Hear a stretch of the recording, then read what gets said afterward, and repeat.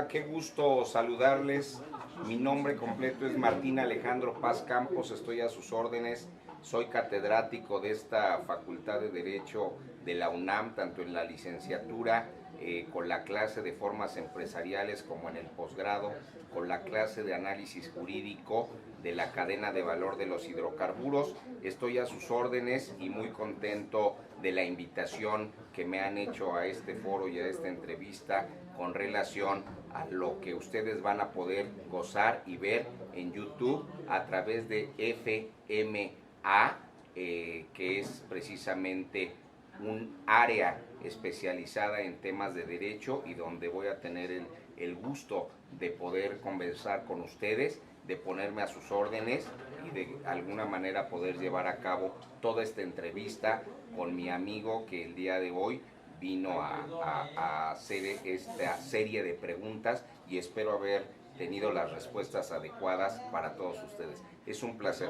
Gracias por su atención, gracias por sus buenas condiciones en las que me recibieron el día de hoy. Hola amigos, estamos en FMA, el reporte de Derecho por el profesor Francisco Javier Muñoz, donde vamos a tratar diversos temas de interés jurídico, de interés nacional, sobre la política pública. En este tema de hoy vamos a tratar sobre el derecho ambiental y sobre el derecho energético en una plática, en una charla de café con el doctor Miguel Alejandro Paz Campos, quien es el invitado de hoy y a quien vamos a entrevistar para que nos dé su opinión sobre algunos temas relevantes en la República Mexicana y a nivel mundial también, ¿por qué no? Él es experto en estas materias y él es profesor de la Facultad de Derecho. ¿Quién es el doctor Martín Alejandro Paz Campos? ¿Quién es? Perfecto. Paco, te platico, mucho gusto, es un honor estar con todos ustedes, para mí es un placer, gracias por la invitación, me siento muy honrado. Pues mira, Martín Alejandro Paz Campos es un entusiasta luchador por la justicia y muy apegado a los temas importantes y trascendentes de frontera del derecho, con relación sobre todo a materias especializadas. Te platico, por especialización soy especialista en Derecho Financiero, soy licenciado en Derecho, somos colegas Paco, y naturalmente, bueno, soy maestro en Derecho Constitucional y soy doctor en Derecho, y mi investigación precisamente tuvo que ver con los grandes temas y con las reformas respecto de lo que se llamó la reforma estratégica sobre los temas del mal llamado derecho energético.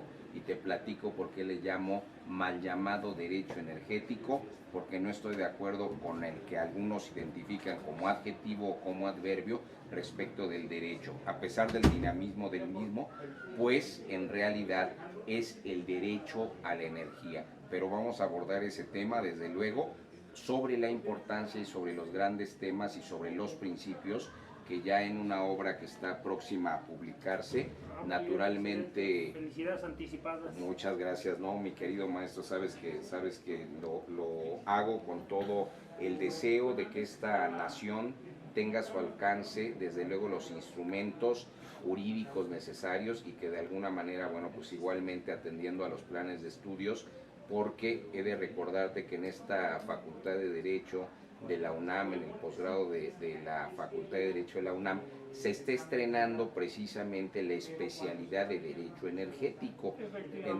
en donde tuve la oportunidad de ser invitado a impartir la materia del análisis jurídico de la cadena de valor respecto de los hidrocarburos. Pero eso no nos limita a hablar de energía eléctrica ni de derecho en materia nuclear. Desde luego estoy para servirles, para mí es un honor. Efectivamente. Maestro, ¿tú eres egresado de esta Facultad de Derecho? Egresado, sí, de la licenciatura de la Facultad de Derecho de la UNAM, de especialización también de la UNAM, y actualmente formo parte del claustro de doctores en Derecho como fundador del mismo, con otros grandes integrantes de esta facultad. Desde luego que estoy comprometido y por mi sangre corre esa azul y ese azul y oro que no debemos de perder, siempre agradecidos con nuestra casa, desde luego, con nuestra alma mater. Bueno, siempre hemos sido agradecidos al doctor Martín Alejandro Paz Campos, siempre hemos sido agradecidos porque la Facultad de Derecho, la Universidad Nacional Autónoma de México, nos ha brindado espacios, nos ha brindado foros para poder expresar nuestras opiniones respecto de las investigaciones, porque bueno, la Facultad de Derecho goza del privilegio de tener excelentes maestros, tratadistas, investigadores, autores. Es una de las escuelas más importantes y más sobresalientes a nivel República Mexicana, América Latina, en la Unión Americana y en Europa, concursa con las mejores universidades del mundo. Y nuestras autoridades pues han hecho lo propio para que sigamos ocupando un espacio muy importante a nivel global. Pero bueno, el privilegio de tener maestros como tú, investigadores y que nacieron en la universidad. ¿Qué generación eres, maestro? Mira, te voy a platicar nada más con mi número de cuenta y sacas tú las cuentas. Yo soy 8300052-4. Obviamente me luzco, creo que de acuerdo a mi generación. Soy hijo de la UNAM desde iniciación. Yo fui alumno de la preparatoria número 2, de los niños que llegábamos como niños de 10 a esa secundaria y naturalmente, bueno, pues todo mi deseo y todo mi empeño y todo el anhelo es poder regresarle un poquito de lo que me ha dado esta universidad. ¿Eres nuevo universitario desde el nivel preparatoria? Desde nivel secundaria, porque recordarás que la preparatoria número 2 tiene esa área de iniciación y precisamente todos esos jóvenes que lograban mantener su promedio en la primaria para alcanzar un poco más de 9, 9, 8, 9, 9 y 10, y pues yo afortunadamente logré estar en esa preparatoria gloriosa para muchos de nosotros, la preparatoria número 2. La número 2, y ahí sí. Sigues el nivel medio superior. Sigo el nivel medio superior. ¿Estudiaste aquí en CEU? En Ciudad Universitaria, sí, desde luego, no hubiese aceptado otra, querido maestro, bueno, no hubiera aceptado, pero bueno, tuve la oportunidad, sí, de estar aquí. No, bueno, el campus universitario CEU es excelentemente maravilloso, sí, desde las luego. Instalaciones, los profesores, los laboratorios, los pasillos, los jardines, intentan conservar todos los espacios. Y el tema que tú dominas es en materia energética. En materia energética y en general, bueno, ahí puedes abordar varios temas o varios subtemas. Uno de ellos dentro del derecho a la energía y difícil de comprender en estos momentos son todos los temas que tienen que ver con el derecho a la energía, pero desde el punto de vista de la industria nuclear. Y naturalmente, en el caso que estoy desempeñando ahorita, se refiere en materia de hidrocarburos. Difícil de entender la palabra porque muchos piensan que ya el petróleo en sí mismo, que ya el gas asociado en sí mismo, o que lo que obtienen directamente del subsuelo, ¿verdad?, es necesariamente petróleo, y no es así. Tú sabes que los hidrocarburos en un momento dado por sus compuestos atiende a una serie de elementos químicos en la tabla, a pesar de que todos por conformación sean hidrocarburos, naturalmente que no es petróleo hasta que no se produce, y ahí viene la duda. Bueno, el petróleo en realidad se produce, que no está abajo y está en el subsuelo. No, en el subsuelo hay hidrocarburos. Y una vez que se lleva a cabo la producción, que se hace la extracción, podemos obtener gas o podemos obtener naturalmente petróleo, y en diferentes densidades. Muy bien. Doctor, ¿qué es el derecho energético? Pues mira, el derecho energético, y si nos vamos a la base de aquel conjunto de normas jurídicas que regulan, ¿verdad?, la vida de los hombres que conviven o viven en sociedad, naturalmente cuando atendemos al derecho energético vamos a atender a las instituciones.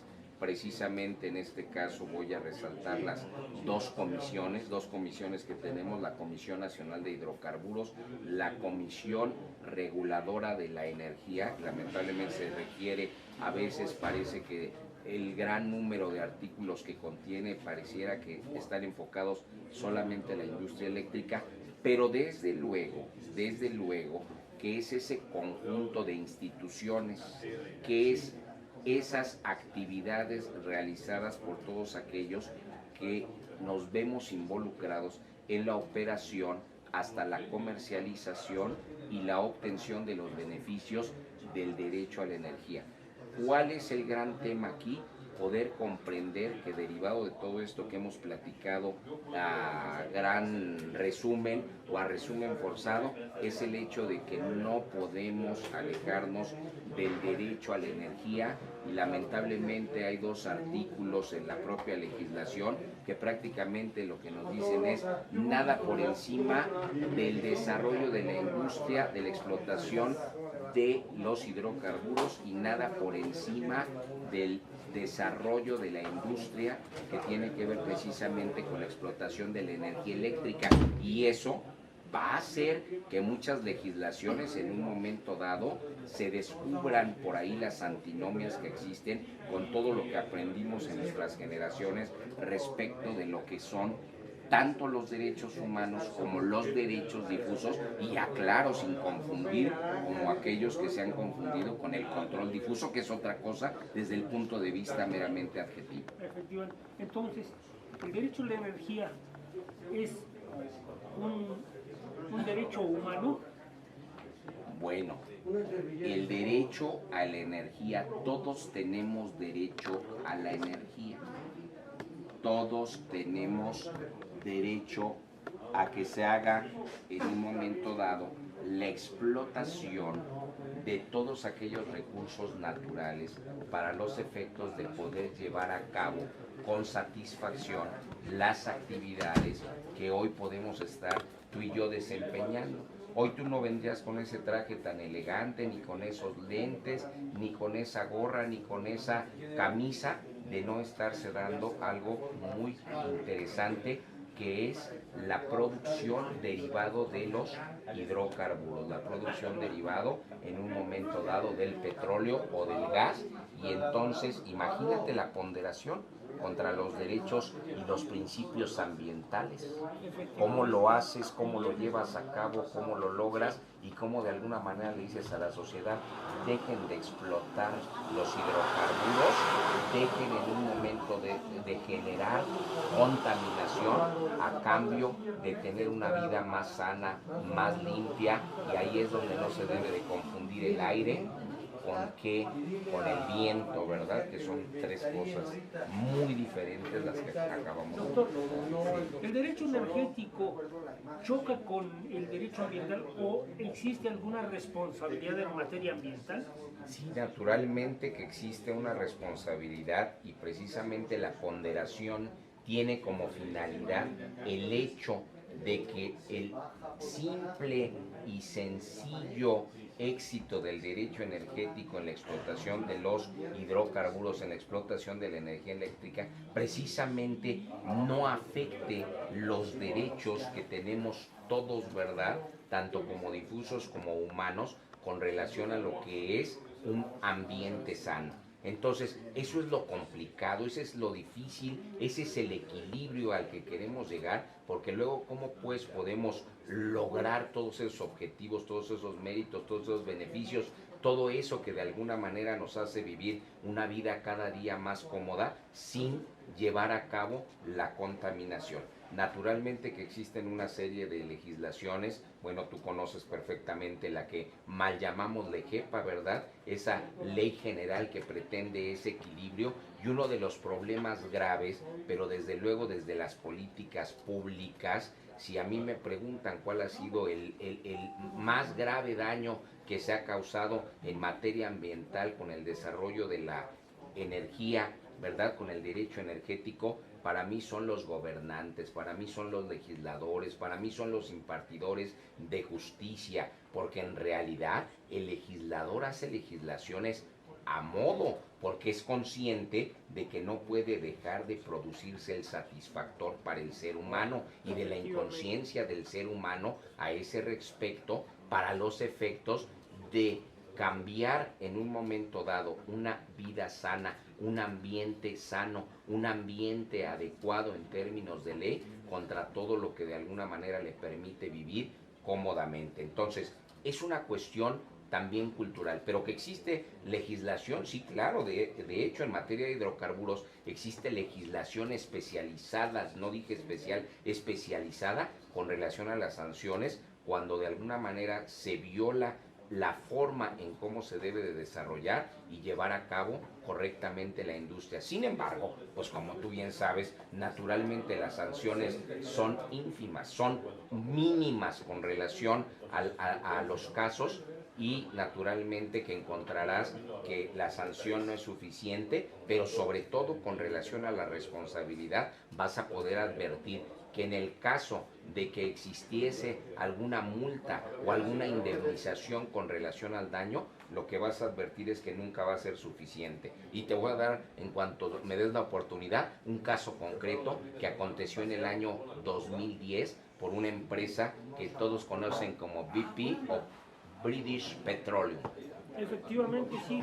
La responsabilidad ambiental no está debidamente cuantificada y creemos, como acertadamente lo dices, que la cantidad a manera de sanción, a manera de multa, a manera de reparación del daño no es ni ínfimamente comparable con el daño ocasionado. Y el problema al que realmente nos enfrentamos es si las garantías son suficientes. Mencionaste que el servidor público, que la responsabilidad administrativa de los servidores públicos a veces queda fuera de lado, porque ellos son los actores principales en el campo de la administración de justicia en materia de responsabilidad ambiental. Claro. Esa es una.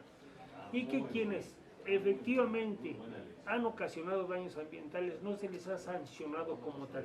¿Consideras pertinente que debería existir una garantía, de manera de una fianza, prenda o hipoteca o alguna otra modalidad o forma que la ley lo permita, para que los actores en el medio ambiente puedan reparar en un futuro el posible daño?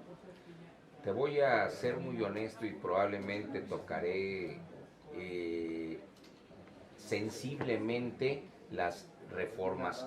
Debe de haber una reforma en materia de seguros y fianzas. Efectivamente.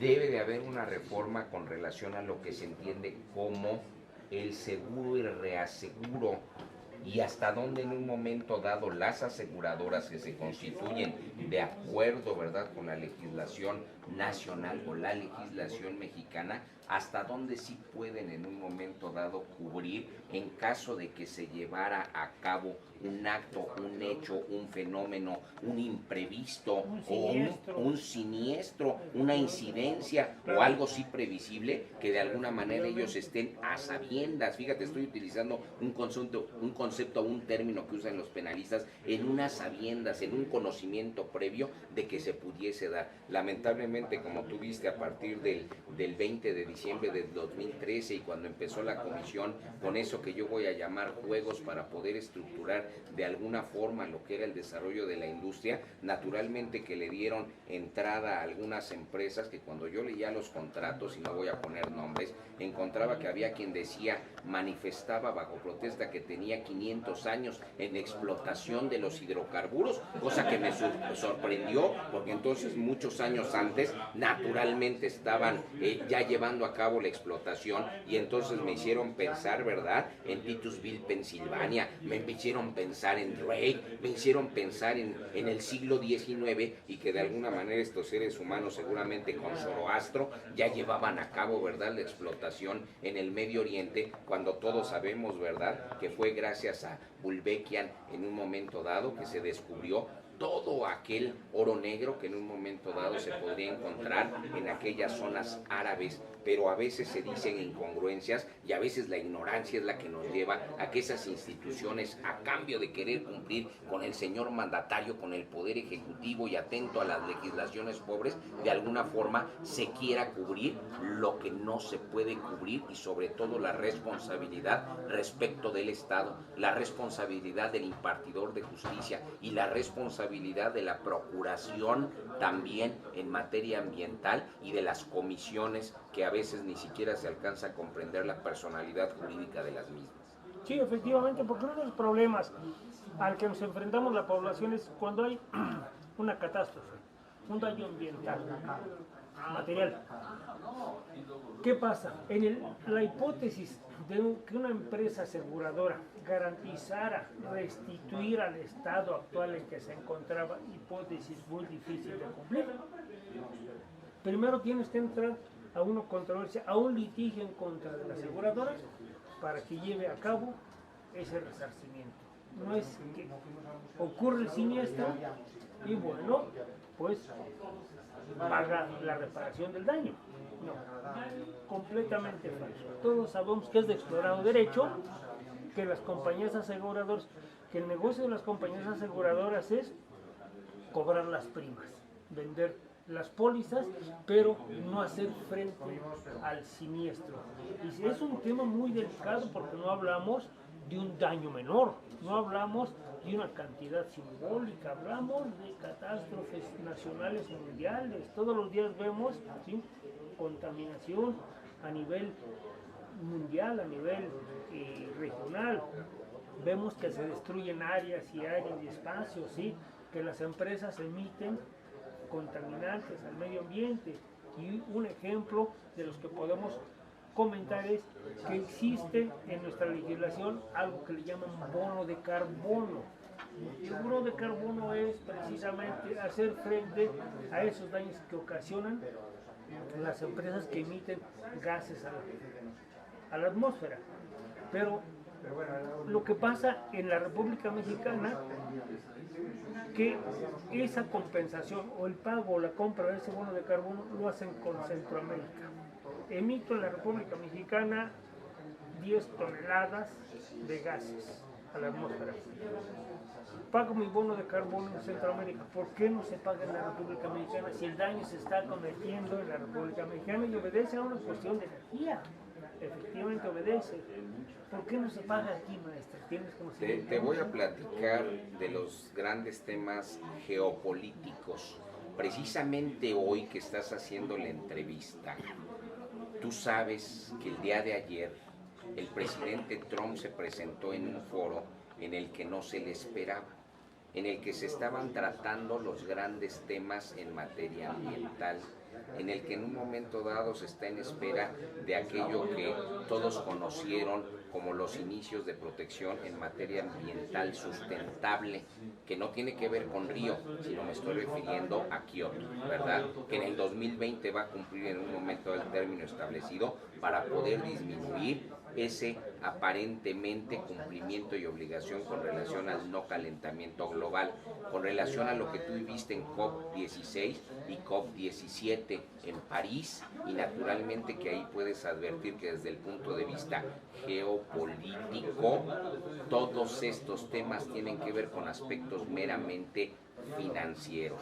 Cuando hablas de los temas precisamente de los latinoamericanos y no tomas en cuenta, ¿verdad?, en América los norteamericanos, te estás refiriendo sobre todo a estados-nación subdesarrollados. Entonces, haces una pregunta de por qué no se pagan aquí, de por qué no se indemniza aquí, de por qué no se cubre aquí, contra la ponderación que estás haciendo ahorita y los pronunciamientos que está haciendo el señor Trump sobre la no existencia del calentamiento global, sobre sí el conocimiento de cómo fluyen en un momento dado de polo a polo, naturalmente lo que tú conoces como vientos, y es una forma de decirle al mundo algo significativo.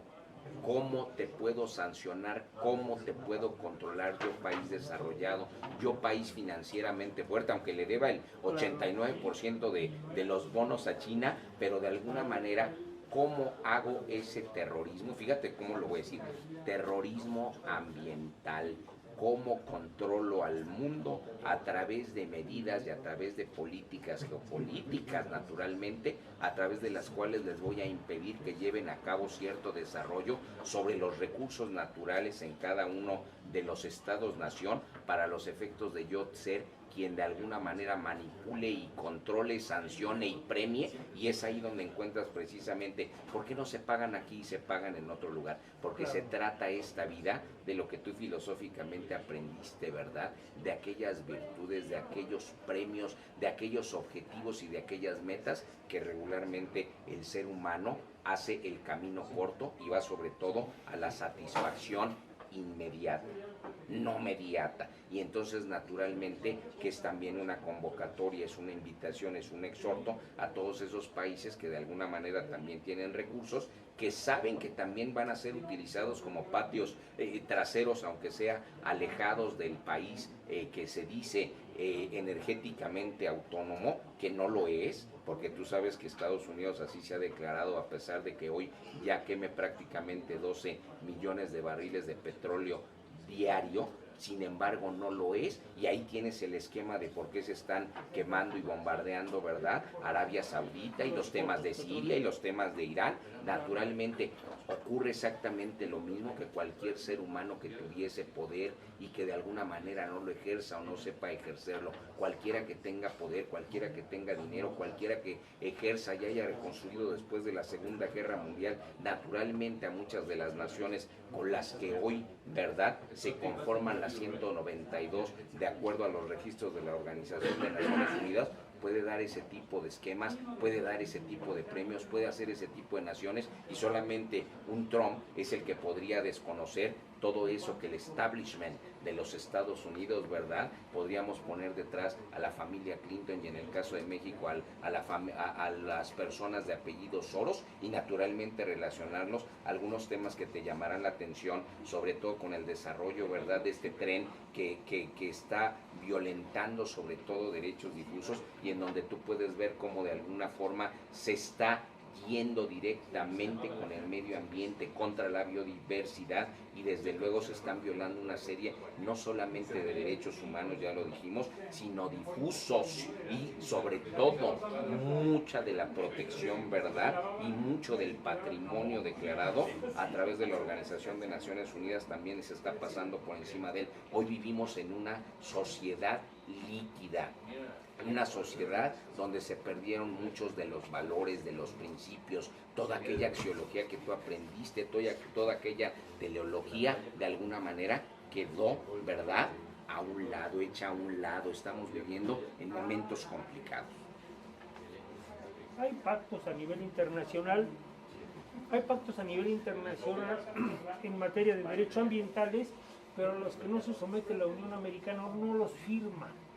Los Estados Unidos no firma esos pactos, y si no mal recuerdo, creo que Japón también son los dos países más relevantes que no entran precisamente a estos pactos en materia internacional, ¿sí?, en aras de protección a un medio ambiente sano, por lo mismo que acabas de comentar.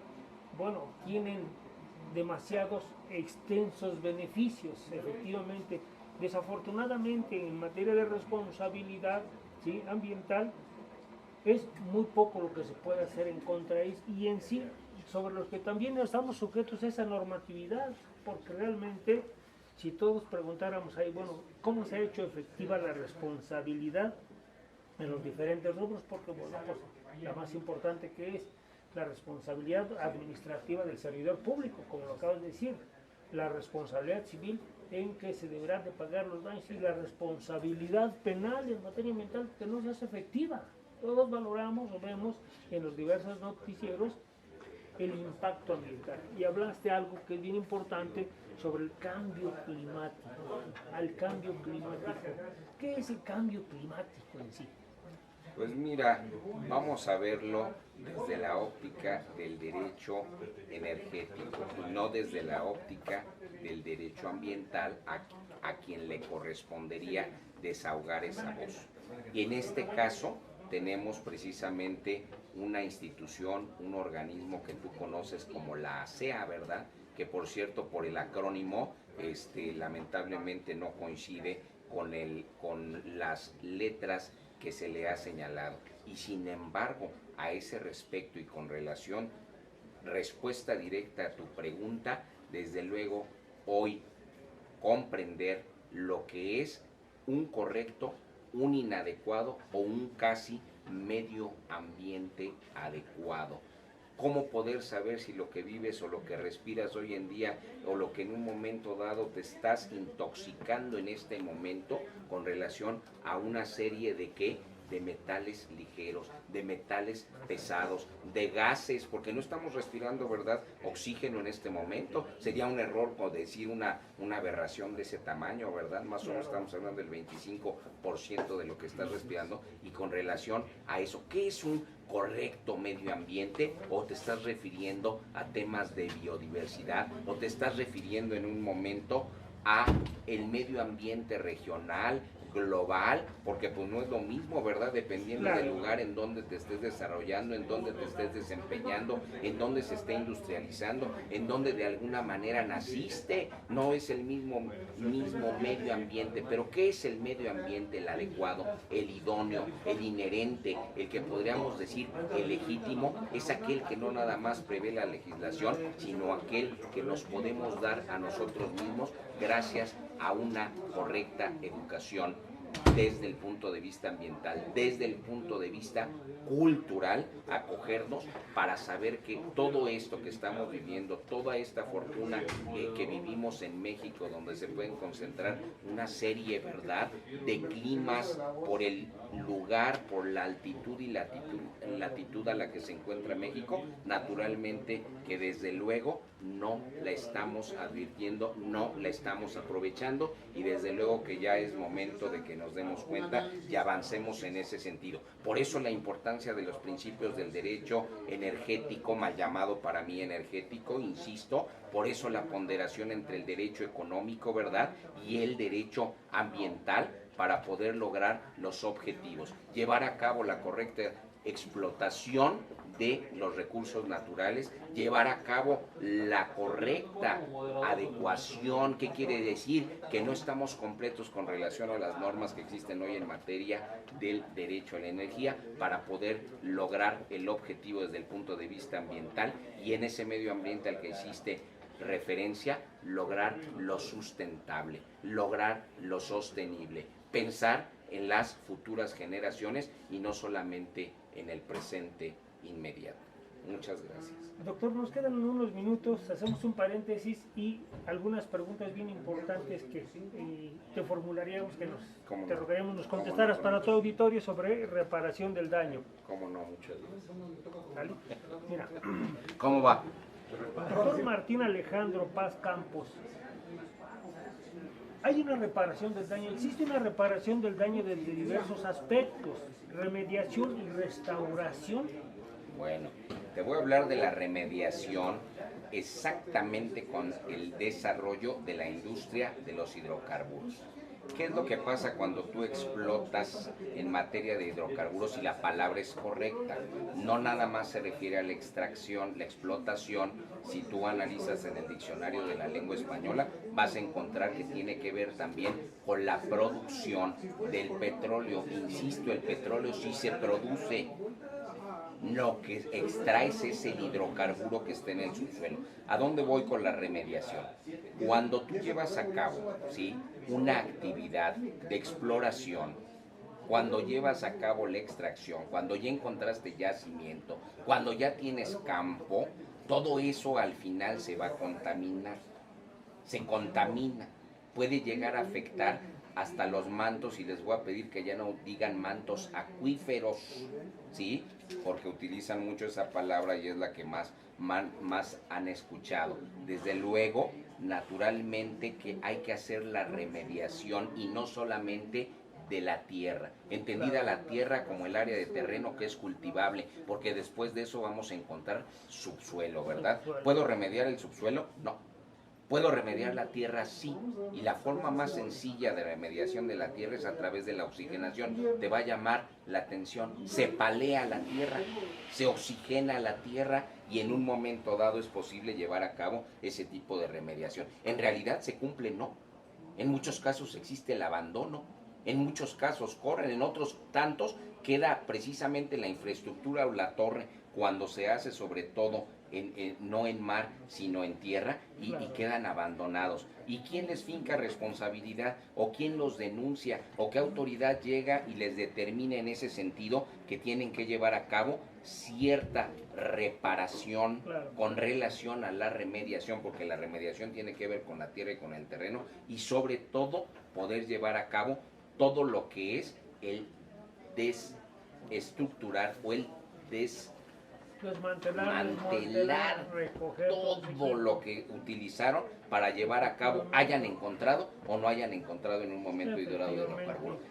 ¿Cuál es el problema? Dijimos una vez más, cada quinquenio, yo no hablo de sexenios porque los sexenios no se cumplen, cada quinquenio, cada plan nacional, ¿verdad?, de desarrollo, no se prevé esto ajustadamente a lo que debe de ser una legislación. No tenemos una legislación, fíjate lo que voy a decir, una legislación legítima, parece una aberración, ¿verdad?, pero nos falta el inherente, lo idóneo, ¿verdad?, para que no nada más sea lo plasmado en la norma, sino que además sea lo adecuado de acuerdo a las necesidades de una sociedad, que en el caso de México, sobre todo en el tema que acabas de hablar, ocupamos el 5º lugar, ¿verdad?, respecto de problemas de deforestación. Entonces, todo esto tiene que ver porque naturalmente cuando tú llevas a cabo ese tipo de planes, lo que haces es no nada más afectar al medio ambiente, también afectas como parte del medio ambiente al recurso humano y haces una violación de una serie de derechos. Entonces, remediación. ¿Existe reparación del daño? Sí. ¿Existe remediación? A medias. ¿Qué es lo que no existe? Conciencia. Es lo que nos hace falta. Conciencia para poder llevar a cabo. Pero si eres muy consciente, no estaríamos disfrutando de todo lo que hoy felizmente vestimos, ni estaría esa cámara grabando en este momento. Por lo tanto, es importante poder llevar a cabo ese ajuste en la ponderación entre ambos derechos, y por eso la importancia de los principios del derecho energético, para mí, derecho a la energía. Muchas gracias. Efectivamente, doctor, sabemos que en el estado de Tabasco ha habido problemas por contaminación, por derrama de petróleos, porque efectivamente llegaron a trabajar la tierra, el espacio donde se explotaba, se extraía petróleo, y las consecuencias o los daños colaterales son con los campesinos, con los agricultores, que hasta el día de hoy siguen teniendo problemas. La pregunta es encaminada, y creo que es la más difícil, doctor. ¿Qué propones tú? ¿Qué propones tú para remediar esta situación? ¿Cuáles serían tus observaciones que nos darías? Que se respete la ley, que se respete los protocolos en materia de impacto social, de impacto ambiental, que la ASEA tenga dientes y que de alguna manera se deje de simular, porque estamos simulando a través de la aplicación de la ley, a través de las sanciones, a través de las multas, que en el caso concreto que te puse de British Petroleum, imagínate imponer una multa de 1.940.000 pesos a una empresa que produce al año 44 millones de dólares, es un juego. Entonces, es simbólico. La invitación es: dejemos de jugar si verdaderamente queremos un desarrollo sustentable en materia ambiental. Doctor, agradecemos esta charla de café, agradecemos al doctor Martín Alejandro Paz Campos. Él es profesor de esta Facultad de Derecho, él es Puma de corazón, él es azul y oro, como nos lo hizo saber. Agradecemos tu intervención para nuestro foro, para nuestro auditorio, y nos vemos en una siguiente plática. Gracias, auditorio. Hasta la próxima. Muchas gracias, es un placer. A sus órdenes. Como siempre, mis mejores deseos. Gracias, éxito. Gracias. Gracias, doctor. Pues maravilloso, los invito a que nos sigan desde luego en FMA, el reporte de derecho por YouTube. Muchas gracias.